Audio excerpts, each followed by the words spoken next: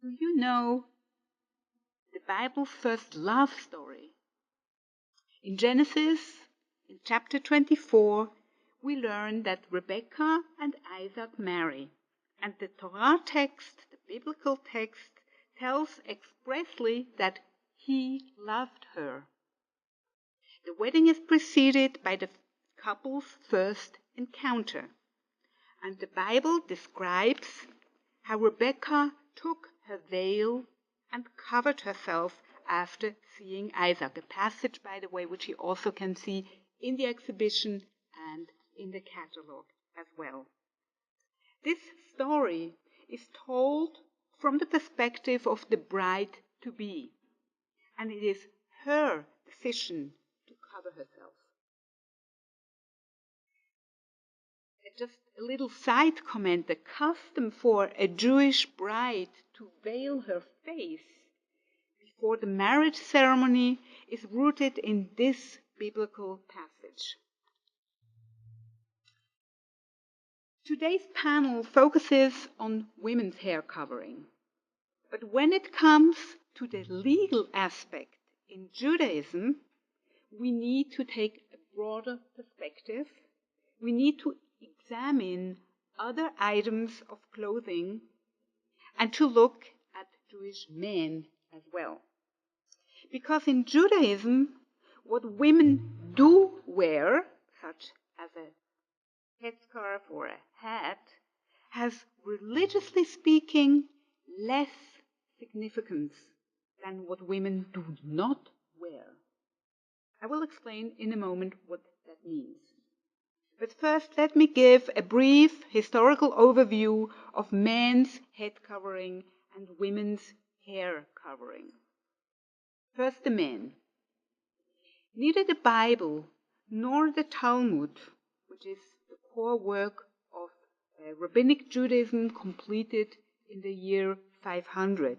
So neither the Bible nor the Talmud transmits a law according to which men are required to cover their heads. But over the years, the custom to do so has become more and more common. And today, Orthodox men wear a hat or a yarmulke, a kippah, as a sign of respect towards God. Men cover their heads in order to acknowledge that God's place is above them and as a symbol of belonging to observant Judaism. Jewish women are, according to the Talmud, required to cover their hair after marriage. The Bible, however, does not transmit this obligation. Today, there's a huge variety in how women cover their hair, including hats, caps, headscarves, and wigs. Covering their hair serves Jewish women as a sign of being married, as well as a symbol of belonging to Orthodox Judaism. Headscarves, hats, and caps are part of the Jewish dress code. And when it comes to clothing, the crucial question in Judaism is not if, how, and when women cover their hair. Rather, the crucial question concerns the garment men are obligated to wear and women are not. Take, for example, the talit, a traditionally white prayer shawl with blue or black stripes that has fringes in its four corners.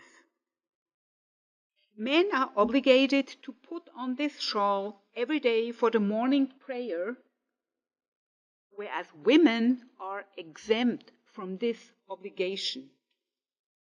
The fringes are supposed to remind men of their religious obligations. Why is it so important to point out what garments women are not obligated to wear?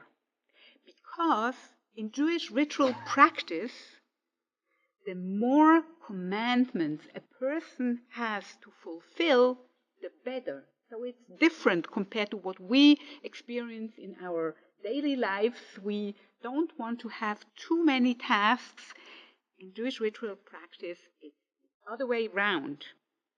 So in other words, being obligated to fulfill a greater number of commandments is considered a privilege.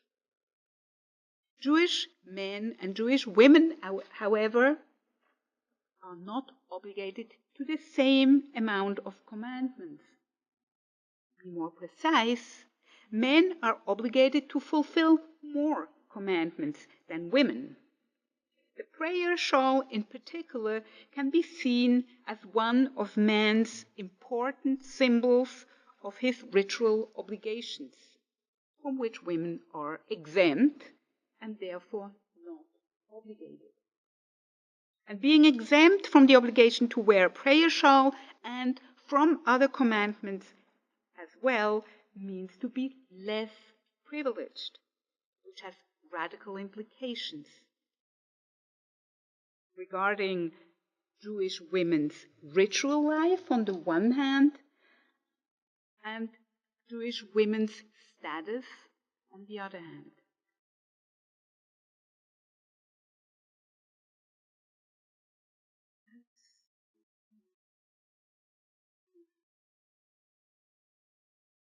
As we have seen, a Jewish man's head covering serves as a sign of respect towards God. I'm not quite there.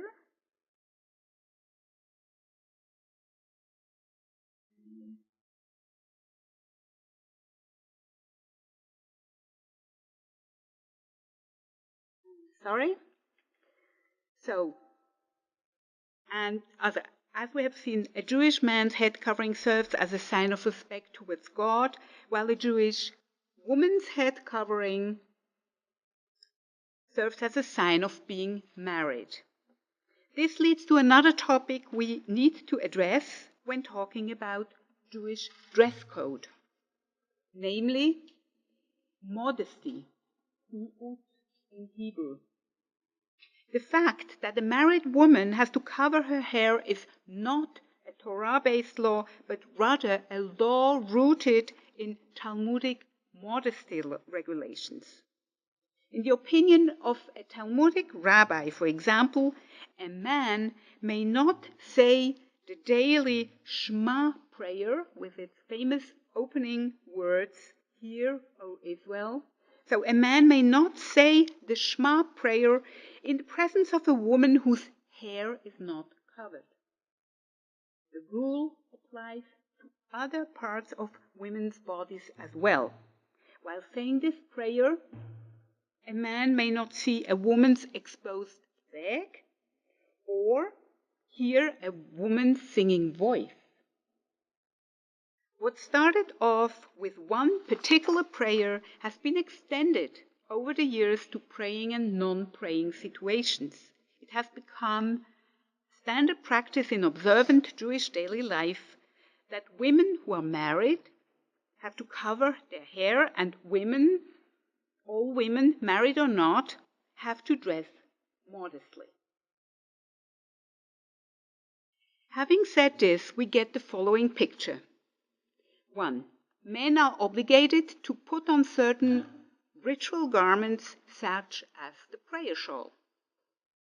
Women are exempt from these particular commandments, and to be obligated to more commandments is considered a privilege in Rabbinic Judaism.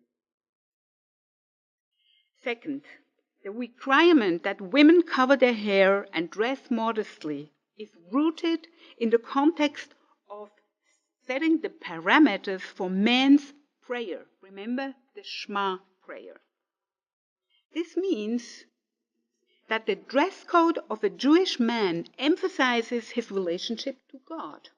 The prayer shawl, for example, is supposed to remind him of his religious obligations.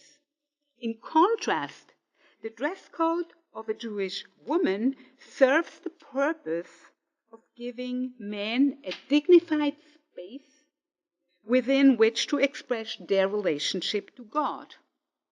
In other words, the dress code of a Jewish man focuses on the man-God bond, while the dress code of a Jewish woman is focused on the woman-man bond.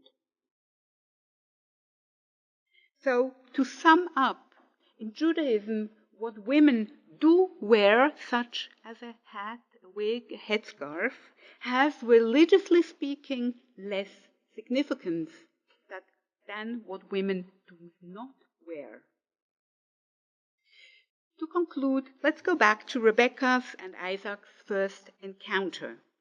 Rebekah took her veil and covered herself. Neither in Genesis nor in any of the other 4 books of the Torah is there a law that obligates women to wear a veil or otherwise cover their heads. This changes only much later when the rabbis introduce a custom-based law that requires married women to cover their hair. I think it's important to keep this in mind when discussing Jewish women's hair covering. Thank you.